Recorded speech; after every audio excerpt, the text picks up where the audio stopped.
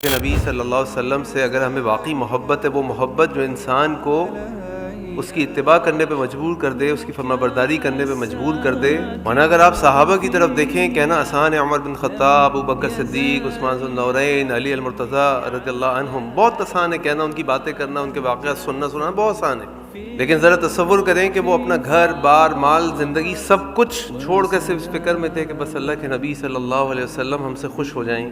صحابہ اللہ کے نبی کی جدائی برداشت کر بھی نہیں سکتے تھے۔ تو کئی صحابہ کے بارے میں آتا ہے کہ وہ اپنے گھروں کے اندر بند ہو گئے تھے، انہوں نے لوگوں سے بات کرنی چھوڑ دی تھی۔ عمر بن خطاب رضی اللہ عنہ نے اعلان کرنا شروع کر دیا تھا کہ اگر کسی نے کہا کہ اللہ کے نبی صلی اللہ علیہ وسلم کا انتقال ہوا تو میں اس کی گردن اڑا دوں گا۔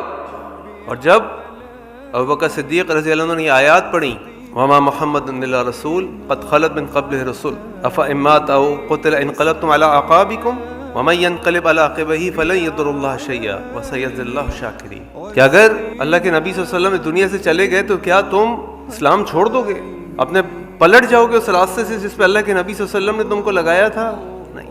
اور عمر بن خطاب نے فرماتے ہیں آیت تو پہلے کی نازل ہوئی، لیکن مجھے لگا کہ آج نازل ہوئی اور میں اپنے گھٹنوں کے بل گر پڑا۔